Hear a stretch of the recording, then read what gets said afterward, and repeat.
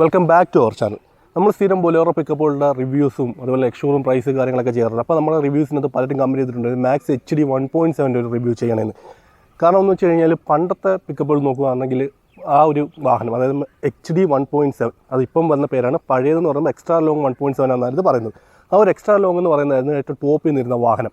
എന്നാൽ max series വന്നപ്പോഴത്തേക്കും അത് കുറച്ചൊന്ന് ബാക്കിലോട്ട് പോയി. കാരണം 1.7 എല്ലും 210 വന്നു. 210-നകത്താണെങ്കിൽ 16 ഇഞ്ച് ടയർ വരും. 1.7 എല്ലിനകത്താണെങ്കിൽ 1.7 അപേക്ഷിച്ച് നോക്കുന്നത് ബോഡി ഡെക്കിനകത്തുള്ള വ്യത്യാസം മാത്രമേ വരുന്നുള്ളൂ. അപ്പം ഈ രണ്ട് വാഹനങ്ങൾ വന്നപ്പോഴത്തേക്കും ഇതൊന്ന് കുറച്ച് ബാക്കിലോട്ട് മാറി. കാരണം രണ്ടുപേരും കൂടെ മുമ്പിൽ കയറി വന്നിട്ടുണ്ട്. അപ്പോൾ കൂടുതലും റിവ്യൂസ് ചെയ്യാൻ വേണ്ടിയിട്ടുള്ള കമൻസ് കാര്യങ്ങൾ വന്നിരുന്ന HD 1.7, നോർമൽ 1.7 ആയിരുന്നു. അപ്പോൾ നമ്മൾ ഇന്നത്തെ വീഡിയോയ്ക്ക് മാക്സ് HD 1.7 ആണ് നമ്മൾ റിവ്യൂ ചെയ്യാൻ പോകുന്നത്. അതിന് മുമ്പ് ഒന്ന് രണ്ട് കാര്യങ്ങൾ. നമ്മുടെ ചാനൽ ആദ്യമായിട്ട് കാണുന്നത് ചാനൽ സബ്സ്ക്രൈബ് ചെയ്യുക, അതുപോലെ തന്നെ വീഡിയോ ഇഷ്ടപ്പെട്ട വീഡിയോ ലൈക്ക് ചെയ്യുക. പിന്നെ അതുപോലെ നമുക്ക് ഒരു വാഹനം റിവ്യൂ ചെയ്യാൻ തരുന്നത് CBC മഹേന്ദ്ര ട്രിവാൻഡ്രമാണ്. നിങ്ങൾക്ക് വണ്ടിയുടെ അവൈലബിലിറ്റി, ഓൺ റോഡ് പ്രൈസോ ഓഫീസോ കാര്യങ്ങളൊക്കെ അറിയണമെങ്കിൽ ഒരു എക്സിക്യൂട്ടീവ് നമ്പർ കൊടുത്തിരിക്കുന്നത് കോൺടാക്ട് ചെയ്ത് അവർ നിങ്ങൾക്ക് അതിൻ്റെ ഡീറ്റെയിൽസ് കാര്യങ്ങളെല്ലാം പറഞ്ഞു തരുന്നതായിരിക്കും. അപ്പോൾ നമുക്ക് ഇന്ന് ഈ ഒരു വാഹനത്തിൻ്റെ റിവ്യൂ ആണ് ചെയ്യാൻ പോകുന്നത്. അതുകൊണ്ട് ഇവിടെ വണ്ടി കിടപ്പുണ്ട്.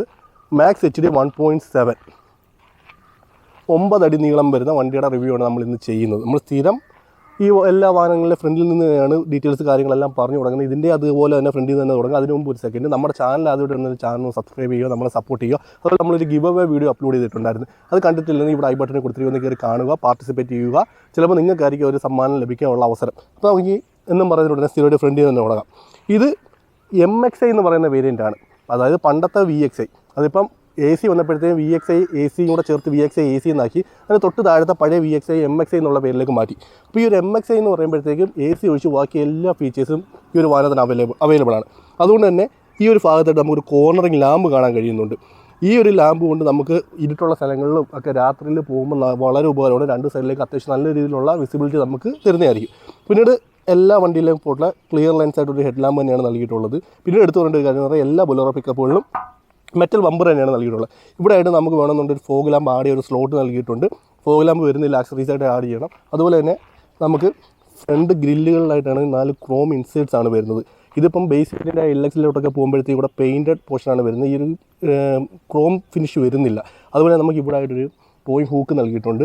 ഇതെന്ന് പറയുന്നത് നമുക്ക് വാഹനം എവിടെയെങ്കിലും ബ്രേക്ക് ഡൗണോ കാര്യങ്ങളൊക്കെ ആകുന്നുണ്ടെങ്കിൽ കെട്ടി വലിച്ചുകൊണ്ട് പോകാൻ വേണ്ടിയിട്ട് യൂസ്ഫുൾ ആയിരിക്കും. പിന്നീട് 2 റിഫ്ലക്റ്റേഴ്സ് ചെറുത് ഫ്രണ്ടിൽ കൊടുത്തിട്ടുണ്ട്. ഇത്രയാണ് ഫ്രണ്ടിൽ നിന്ന് നോക്കുമ്പോൾ നമുക്ക് അത്യാവശ്യം പറയാൻ പറ്റുന്ന കാര്യങ്ങൾ. പിന്നീട് നമുക്ക് ഈ ഒരു ഫുഡിനകത്ത് കുറച്ച് ക്യാരക്ടർ ലൈൻസ് കാര്യങ്ങളൊക്കെ കൊടുത്തിട്ടുണ്ട്. അത് അത്യാവശ്യം വണ്ടിക്ക് ഒരു ഭംഗി നൽകുന്നുണ്ട്. ദൂരെ നോക്കുമ്പോൾ മനസ്സിലാവത്തില്ല, അടുത്ത് വരുമ്പോൾ നമുക്കത് കാര്യങ്ങൾ മനസ്സിലാവത്തുള്ളൂ. ഇനി നമ്മൾ സൈഡിലേക്ക് വരുമ്പോഴത്തേക്കും ഈ ഒരു ഫ്രണ്ട് ബമ്പറിനോട് ചേർന്ന് തന്നെ ഒരു വീലാർച്ചാണ് നൽകിയിട്ടുള്ളത്. അത്യാവശ്യം വീലിന് ട്രാവൽ ചെയ്യാനുള്ള സ്പേസും അത് നൽകിയിട്ടുണ്ട്. ഈ ഒരു വീലാർച്ച് വെളിയിലോട്ട് കുറച്ച് ബൾജ് ചെയ്തിരിക്കും. അത് നമ്മുടെ ഈ ഒരു ബമ്പറിലോട്ട് ചേർന്ന് നിൽക്കുകയാണ്. പിന്നെ ഇതിപ്പോൾ മഴയായിരുന്നു, കുറേ ദിവസങ്ങളായിട്ട് മഴ തോന്നുന്ന ടൈമിൽ നമ്മൾ ഈ ഒരു വീഡിയോ എടുക്കുന്നത്. അതുകൊണ്ട് വണ്ടിക്കകത്ത് കുറച്ച് പൊടിയും കാര്യങ്ങളൊക്കെ ഉണ്ട്. പിന്നെ ഇവിടെ ആയിട്ടൊരു ഇൻഡിക്കേറ്റർ കാണാൻ കഴിയുന്നുണ്ട്. അപ്പോൾ ഇവിടെ ബൊലേറോ മാക്സ് പിക്കപ്പ് എന്നുള്ളൊരു വലിയ ബാഡ്ജിങ് കാണാൻ കഴിയുന്നുണ്ട്. അതിന് തൊട്ട് ബാക്കിലേക്ക് വരുമ്പോൾ നമുക്ക് വലിയൊരു ORVM തന്നെയാണ് കമ്പനി നൽകിയിട്ടുള്ളത്. ഈ ഒരു വലിയ ORVM ആയതുകൊണ്ടുള്ള ഗുണമെന്ന് പറയുന്നത് നമുക്ക് രണ്ട് സൈഡ് നല്ല വ്യക്തമായിട്ട് കാണാൻ കഴിയുന്നുണ്ട്. ഇതിൻ്റെ ഒരു കുഴപ്പം പറയുന്നത് ഇതൊരു വലിയ ഡെക്കുള്ള വണ്ടിയായതുകൊണ്ട് തന്നെ ബാക്ക് കാണാൻ വളരെ ബുദ്ധിമുട്ടാണ്. എന്നാൽ ഈ ഒരു ORVM ഇത്രയും വലുത് കൊടുത്തതുകൊണ്ട് തന്നെ രണ്ട് സൈഡ് നമുക്ക് വ്യക്തമായിട്ട് കാണാൻ കഴിയുന്നുണ്ട്. പിന്നെ ഇതൊരു MXi വേരിയൻറ്റിലുള്ള വാഹനമായതുകൊണ്ട് തന്നെ നമുക്ക് ഡോറിൻ്റെ സൈഡിൽ ഒരു ഗ്രാഫിക്സ് കാണാൻ കഴിയുന്നുണ്ട്. LX വരുമ്പോൾ ഇത് കാണത്തില്ല. ഈ ഒരു MXiയിലും പിന്നീട് AC വണ്ടികളിൽ മാത്രമേ ഈ ഒരു ഗ്രാഫിക്സ് കാണത്തുള്ളൂ. AC-യിൽ ഈ ഒരു ഗ്രാഫിക്സ് അല്ല, മറ്റൊരു ഗ്രാഫിക്സ് ആണ് വരുന്നത്. അതുപോലെ തന്നെ ബാക്കിലായിട്ട് HD 1.7 എന്നുള്ള ഒരു ബാഡ്ജിങ് കാണാൻ കഴിയുന്നുണ്ട്. HD എന്ന് വെച്ച് കഴിഞ്ഞാൽ ഹെവി ഡ്യൂട്ടി. 1.7 എന്ന് പറയുന്ന പേലോഡ് 1700 കിലോ. അപ്പം പേലോഡ് ഞാനിപ്പം പറഞ്ഞത് 1700 കിലോ ആണ് എൻ്റെ പേലോഡ് വരുന്നത്. അതുപോലെ തന്നെ നമുക്ക് ബാക്കിലോട്ട് വരുമ്പോഴത്തേക്കും നമുക്ക് ഒരു ബോഡി ഡെക്ക് കാണാൻ കഴിയുന്നുണ്ട്. ഒരു ലോഡ് ക്യാരിങ് വെഹിക്കിളിൻ്റെ ഏറ്റവും പ്രധാനപ്പെട്ട ഭാഗം എന്ന് പറയുന്നത് ഒരു ലോഡ് ക്യാരിങ് ഏരിയയാണ്, അതായത് ഈ ബോഡിയാണ്. അപ്പോൾ ഇതിൻ്റെ മൊത്തം ലെങ്ത് വരുന്നത് 9 അടിയാണ് ഡെക്കിൻ്റെ ലെങ്ത് വരുന്നത്. അതുപോലെ വീതി എന്ന് പറഞ്ഞാൽ 5.5 അടി വീതി, 2.1 അടിയാണ് പൊക്കവും വരുന്നത്. അതുപോലെ തന്നെ ഇതൊരു ലോഡ് ക്യാരിങ് വെഹിക്കിൾ ആയതുകൊണ്ട് ഇതിനകത്തെല്ലാം പ്ലേറ്റുകൾ, അതായത് ലീഫ് സ്പ്രിംഗ് സസ്പെൻഷനാണ് നൽകിയിട്ടുള്ളത്. ഫ്രണ്ടിൽ 7 ലീഫും ബാക്കിൽ 9 ലീഫുമാണ് നൽകിയിട്ടുള്ളത്. അതുപോലെ ഈ ഒരു ടയറിൻ്റെ സൈസ് എന്ന് പറയുന്നത് 700R15 ഇത് 210 വരുമ്പോഴത്തേക്ക് 700R16 ആവും. ബാക്കി HD സീരീസുകളിലെല്ലാം തന്നെ 700R15 തന്നെയാണ് ടയർ സൈസ് വരുന്നത്. പിന്നീട് നമുക്ക് ഇവിടുന്ന് ബാക്കിലോട്ട് വരുമ്പോഴത്തേക്കും ഇതിൻ്റെ ബാക്ക് സൈഡിനെ കുറിച്ച് സംസാരിക്കാം. ബാക്ക് സൈഡിൽ നമുക്ക് എടുത്ത് പറയേണ്ടത് ഇതൊരു MXi വേരിയൻറ്റ് വാഹനമായതുകൊണ്ട് തന്നെ LED ടെയിൽ ലാമ്പാണ് നൽകിയിട്ടുള്ളത്. ഫുൾ പോർഷൻ LED, എല്ലാവരും C പോർഷൻ മാത്രമേ LED കൊടുത്തിട്ടുള്ളൂ. ബാലൻസ് ഉള്ളത് റിഫ്ലക്ടറാണ്. അതുപോലെ തന്നെ ഇൻഡിക്കേറ്ററും അതുപോലെ റിവേഴ്സിൻ്റെ ബൾബുകൾ നൽകിയിട്ടുള്ള ഹാലജൻ ബൾബുകൾ തന്നെയാണ്. പിന്നെ ഇന്നത്തെ എടുത്ത് പറയേണ്ട ഒരു കാര്യം എന്ന് പറയുന്നത് 2 പാർക്കിംഗ് സെൻസേഴ്സ് നൽകിയിട്ടുണ്ട്. എല്ലാ വാഹനങ്ങളിലും പാർക്കിംഗ് സെൻസേഴ്സ് ഉണ്ട്. ഇപ്പം നിയമപരമായിട്ട് എല്ലാ വാഹനങ്ങളിലും പാർക്കിംഗ് സെൻസേഴ്സ് വേണ്ടിയാണ്. എങ്കിലും ഇതിനകത്ത് പാർക്കിംഗ് സെൻസേഴ്സ് വന്നതിൻ്റെ ഒരു ഗുണമെന്ന് പറയുന്നത് ഇത് വലിയ ഡെക്കുള്ള ഒരു ബോഡി ആയതുകൊണ്ട് തന്നെ നമുക്ക് ബാക്കിൽ എന്തെങ്കിലും ചെറിയ വാഹനങ്ങളോ കാര്യങ്ങളൊക്കെ പാർക്ക് ചെയ്ത് കഴിഞ്ഞാൽ കാണാൻ കഴിയത്തില്ല. അപ്പോൾ പിന്നെ ഏകദേശം 1 മീറ്ററിനുള്ളിലേക്ക് വരുമ്പോഴത്തേക്ക് നമുക്ക് അതിനകത്ത് നിന്ന് ഉള്ള ഇൻഡിക്കേഷൻസ് കാര്യങ്ങളൊക്കെ മനസ്സിലാക്കിയിട്ട് ഇതിനകത്ത് ബാക്കിൽ എന്തെങ്കിലും ഒബ്സ്റ്റക്കിൾസ് ഒക്കെ ഉണ്ടെന്നെങ്കിലും മനസ്സിലാക്കി കഴിയുന്നത് വലിയ ഉപകാരം തന്നെയാണ്. നമ്മുടെ സ്പെയർ വീൽ ഇവിടെ ആയിട്ടാണ് കൊടുത്തിട്ടുള്ളത്. പിന്നീട് ഇതിനകത്ത് ഈ വണ്ടി യൂസ് ചെയ്യുന്നതോടെ എനിക്ക് ചോദിക്കേണ്ട കാര്യം, ഈ ഒരു സ്പെയർ വീൽ വെച്ചിരിക്കുന്ന ഈ ഒരു ഹോൾഡർ എത്രത്തോളം ക്വാളിറ്റി ഉണ്ട്. കാരണം കുറേ കഴിയുമ്പോൾ ഇത് തുരുമ്പിച്ച് ചീത്തയായി പോകുന്നുണ്ടോ ഇല്ലയോ എന്നുള്ളതൊന്ന് കമൻറ്റ് ചെയ്യണം. പിന്നെ നമുക്കിതൊന്ന് തുറക്കാം. ഞാനൊന്ന് കാണിച്ചു തരാം.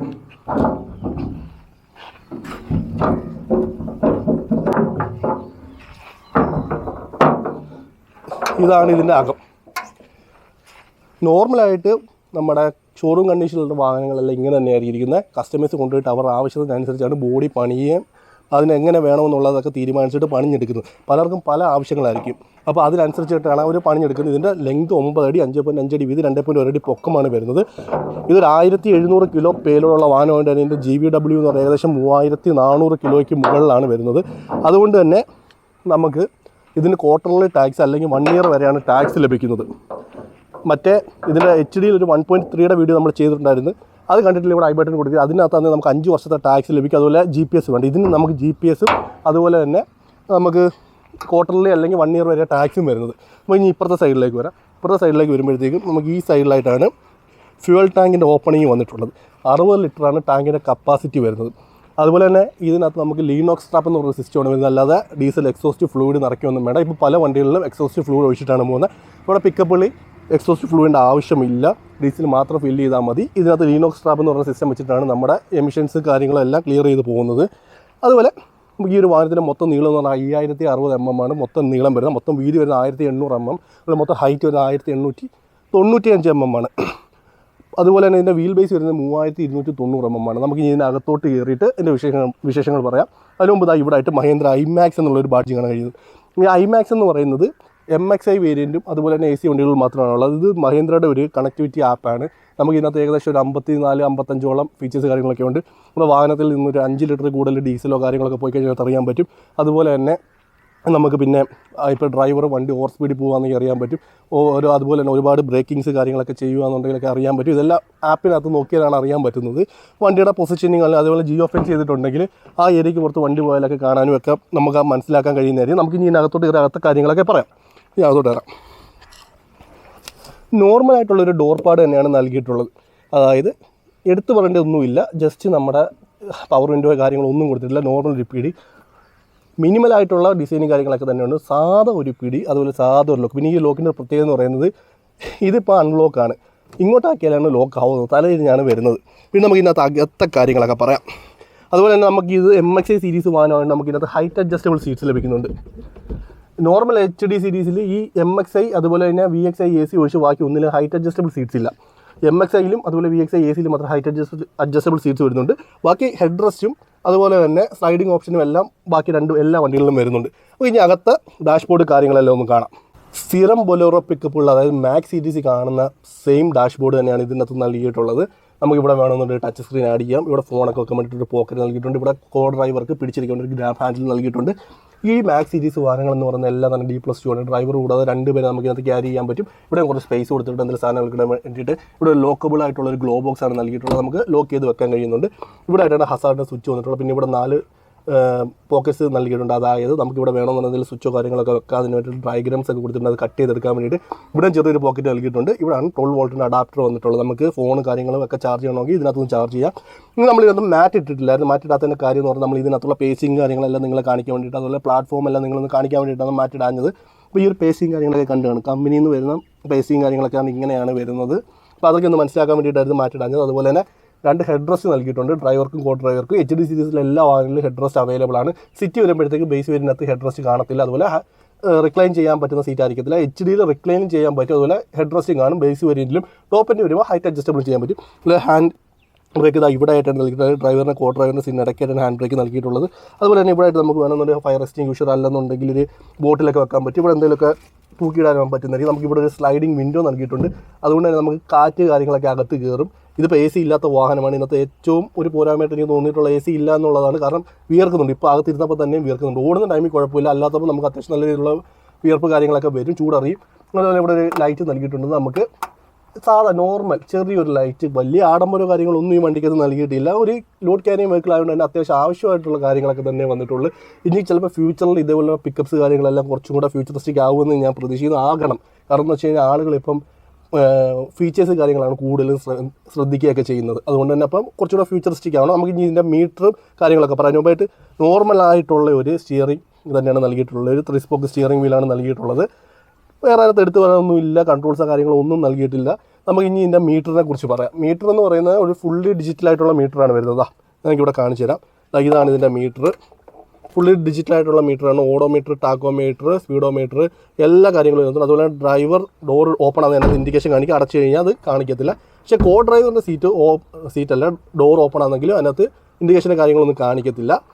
അപ്പം ഇതാണ് ഇതിനകത്ത് വരുന്ന മീറ്റർ കൺസോളിൻ്റെ. പിന്നെ അതുപോലെ തന്നെ ഇവിടെയാണ് നമ്മുടെ ഹെഡ് ലൈറ്റിൻ്റെ അഡ്ജസ്റ്റർ വരുന്നത്. ഇവിടെ ആയിട്ടാണ് നമ്മുടെ ഫ്രണ്ടിൻ്റെ ഹുഡ് ഓപ്പൺ ചെയ്യുന്നത്. നമുക്ക് ഈ ഹുഡ് ഒന്ന് ഓപ്പൺ ചെയ്തിട്ട് നമുക്ക് ഇനി ഇതിൻ്റെ എഞ്ചിൻ റൂം ഒന്ന് നോക്കാം. അപ്പോൾ ഇതിൻ്റെ ഹുഡ് തുറന്നിട്ട് എഞ്ചിൻ ബേയും കാര്യങ്ങളെല്ലാം ഒന്ന് കാണിക്കാം. അത്യാവശ്യം ഹെവി ആയിട്ടുള്ള ബോണറ്റ് തന്നെയാണ് നൽകിയിട്ടുള്ളത്. ഇതാണ് ഈ ഒരു വാഹനത്തിൻ്റെ എൻജിൻ.